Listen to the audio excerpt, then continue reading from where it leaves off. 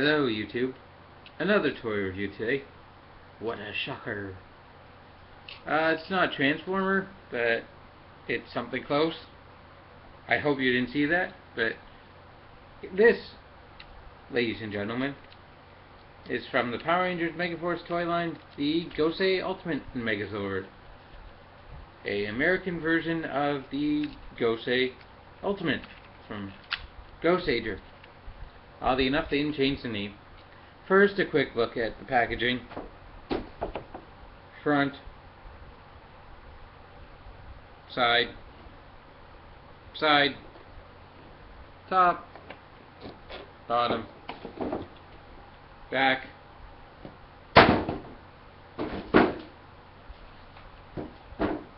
And we're done with that. So, the toy then is pretty cool. At least when it comes to Megazords, he's top notch. He's a bit chubby. He's a bit chubbier than the screen made him look.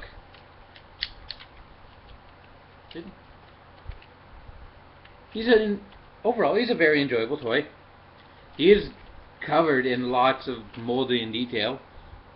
See on the arm, there on the shoulder, like everywhere is just tons of detail on the legs and even some detail on the feet. Color wise, he's pretty boring, just gray and red and black. The main focal point, though, obviously, is the thing in the middle of his chest. As you can see, it forms a face. Two blue eyes, gold lips there. That's pretty cool and unusual. There's a Megaforce symbol there. Now, I guess television-wise, he was the Megaforce Ranger's base. He was a giant stone thing that housed this guy, available on eBay. And then when the Megaforce Rangers were ready, he was unlocked as a new Megazord, which is pretty cool. Go in more closely on the face. He's a very nice head sculpt, though. You got the little devil horns with that whatever symbol on his forehead. The black and red on the sides of his head look really nice.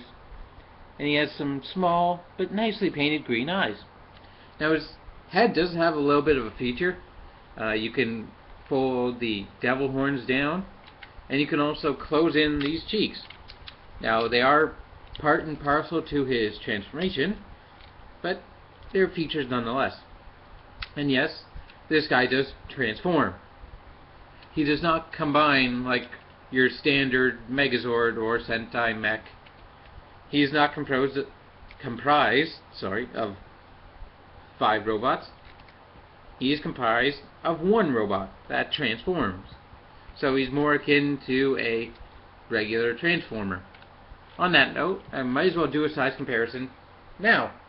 So here he is, and here is Optimus. As you can see, getting them lined up, he is slightly bigger, albeit only slightly. I guess there's your best look. Another, not exactly size comparison, but here he is with something I've previously reviewed, the Megazord action figure of him. So you can see just where this one got its design aesthetic from. And I say this one more looks like what was on the show, combined with elements and gimmicks this thing does. Oh, and does this thing have gimmicks? Holy crap. First off, these things all open up. They're all on their own hinges. Open each one up. And you have the 5 Ultrazords,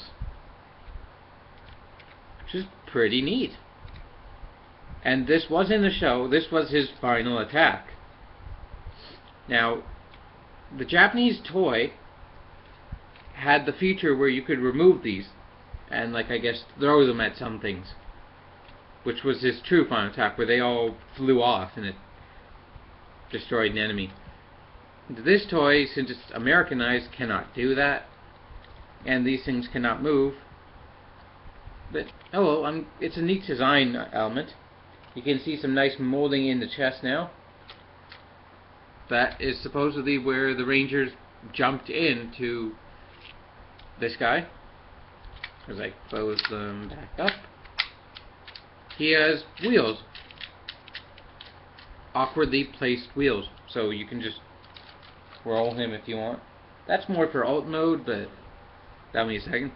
I want to talk about the articulation now, because this is the one thing that surprised me about this toy. It's the amount of articulation on it. Now, I'll preface that by saying all of his articulation is part and parcel to his transformation. That being said, I still count his articulation. Now, the head doesn't move, but it is on a pole, so you can get him going, whoa! And that's the first time that this has ever come off on me. And then this is on a joint to, again, transformation. But you can do this kind of thing. And coming to the shoulders, you have the standard Power Ranger / Super Sentai 360 degree shoulder. It is on a Zord Builder port. That thing. So if I had, say, got out the Legacy Megazord I reviewed before, I could show you how you can attach any arm that has that shape of hole on here. They are very tight joints. Nothing is loose. I can shake them all I want. After that, you have this shoulder joint, which is nice, and then you have in and out at this joint. Whoa, whoa, whoa, whoa. I don't know why you'd want to pose him like this, but you can. And then he has a elbow joint, or a swivel, and a bit of a joint here, which is on a clicky. That sounded weird. Nothing at the wrist, nothing at the waist, nothing forward, but he does have in and out motion, which is nice. Pretty good range on a faux ratchet. A thigh swivel, I guess, or a knee swivel. And you ready to listen to this? A very nice ratcheted knee. Very nice click. And his last point of articulation is ratcheted toes.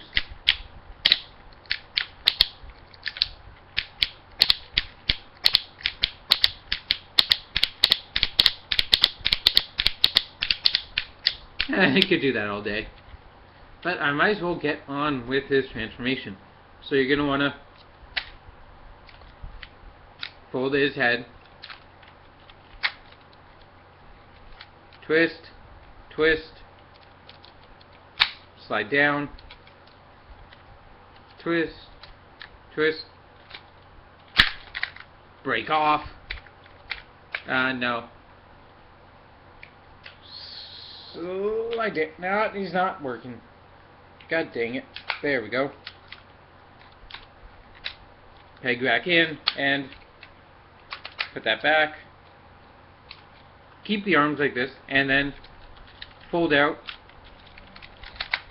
his ultra headers and fold in these little horns on the dragon. Fold it up. Fold these there. Continue folding these out all the way. Now fold in both of his feet.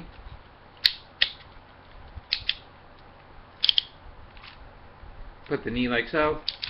And clip it in. You see a clip right there. And a hole right there. Clip. Same thing on the other side. Clip. And there you have his space shuttle mode. It's alright. It's a spaceship, I guess. You can call it a Cybertronian whatever if you want. Cybertronian space shuttle, maybe. It does have a gleaming error. He has visible hand syndrome. And that's about all I can say on the shuttle mode, on the spacecraft mode, sorry. He does have 2 accessories. I forgot to show this. He has a pair of blades. I always hate when I forget things. So, putting off to the side, talk about the blades, and you can compare them to... Let go! This thing. As you can see, this thing I like a lot more because it's in better proportion.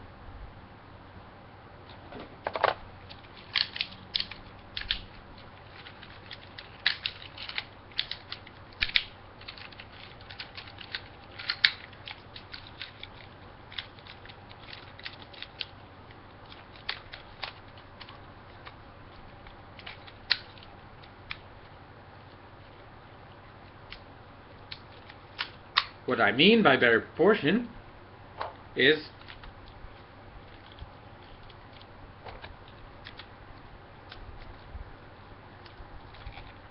look how okay.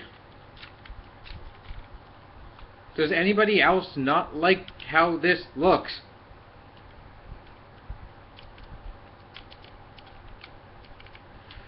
I mean, first off, these things are way too small. And secondly, due to his wide torso and general bulkiness, he doesn't look cool posing with them. There we go. I mean, he can't pull off awesome double swordsman poses. I don't think I have anybody that has double swords that can pose double swords really well. Give me a sec.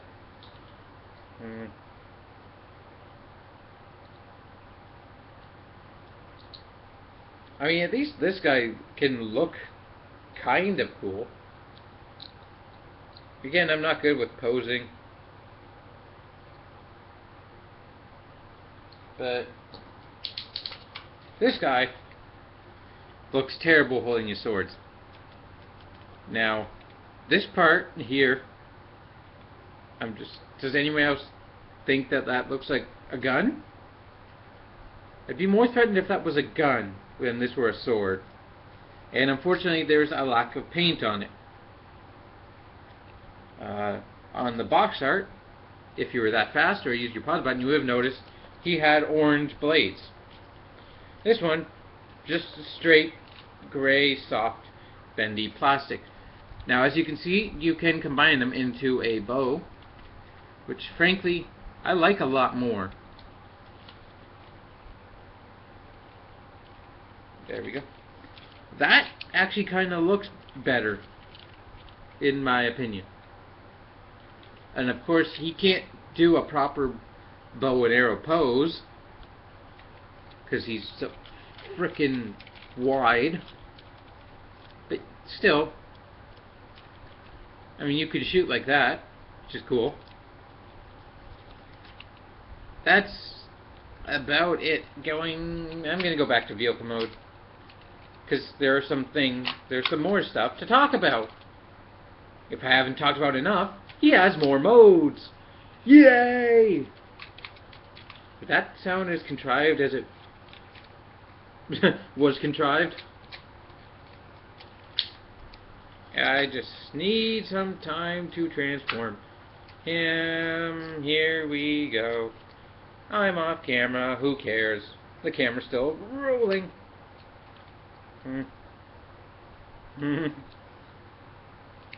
Good. For all the stuff I say about how easy his transformation is, it can be a pain in the ass a bit.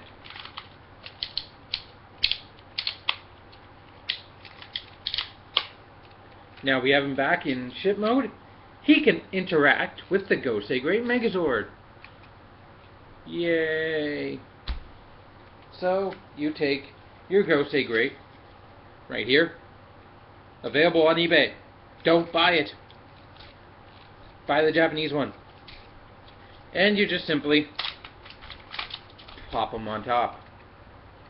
Yes, that is the mode. It is so big, I can't get it all on camera. There you go. Now I have to mention and give a point to the American version, and I guess Bandai of America, because the Japanese version could not pull this off. There's something up with the Japanese Gosei Great toy that couldn't stand here. So, there you go, you got 1 point, Bandai of America. And the other mode is take that peg there, right there, and plug it into the back. Oh, and these things plug into the legs. I don't think I ever mentioned that or noticed that before. And there you go. There's your other mode. So now he has an even bigger and more retarded backpack. Woo! Not interesting. He has one other mode that I hope this time does not fuck up my video like the last time I tried to record this. Now, to transform him, you're going to fold the Zords back in. In Japan, they were called the Hyper, or headers. Yeah, Hyper. And fold the legs like so. As you can see, these are little notches right here. Now, you take your go buy on eBay and slide him in. He doesn't attach very securely, as you can see by my clumsiness. Still makes noise. Good. Now reattach, and you have what's called the command center mode, which is kind of cool. I mean, the Japanese one couldn't do this. There's another point, I guess, to Bandai of America. But this is so as to replicate Gosei in the command center, talking to the Rangers, I guess. And you can put some Rangers in front of him, so he looks like he's talking to them. But that's not in scale. Gosei is high on the wall. Like, I don't know, pretend my face is a wall. But there is one other thing. You see these two pegs right here? If I take, say, Megaforce Black here, good old Jake, you can plug him in to have it like an actual command center. And now you can see how out of scale that actually is. And he has another set right there. Just randomly, just to show, I grabbed a 4-inch Samurai Red Ranger. And I will plug him in. If he... Okay. Just to show you that you can do that. Now, I believe these pegs will work with any 4-inch figure you have. I'm not sure about the 5-inch. I don't want to try it, but I'm pretty sure they will fit with every 4-inch ranger, except my Robo Knight for some reason. One of his footholes was too big. Oh well. Now we are done with this. I'm done with this.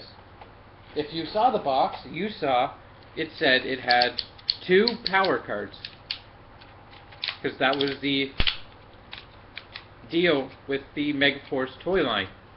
Now I guess I should show you those cards. This arm is being a bother to me today. I don't know why. There we go. As I put him back in robot mode to put him back in the packaging, I guess I have to show you the power cards. So we come to my handy dandy Power Ranger binder.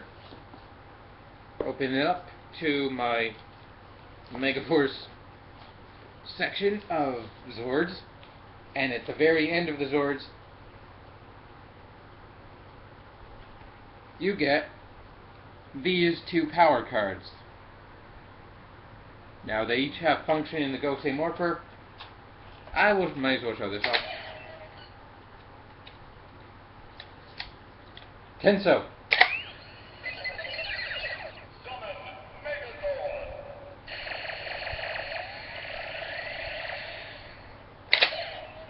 And you can do this.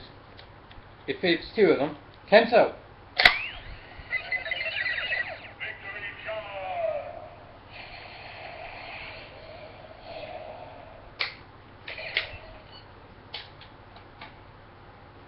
You can see with this, that's the final attack. But anyway, those are the 2 power cards you get. And that about wraps up the Gosei Ultimate Megazord. Now, final recommendation.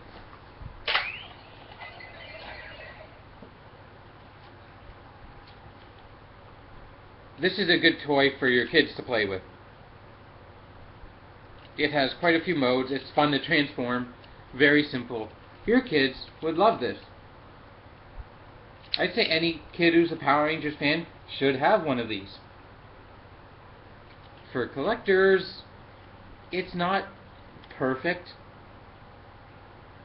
I mean, I'd say go with the Japanese, even though it is really expensive. This is geared towards kids. The Japanese are more geared towards collectors like myself. Like, I could name names, but I'm not going to. I'm not going to name drop. But this could still work for, say, your average toy collector who just wants a display of Megaforce, like I did. In that sense, he works pretty well. He's also in scale, I guess, with your Gosei Great. So, there's that, and goodbye.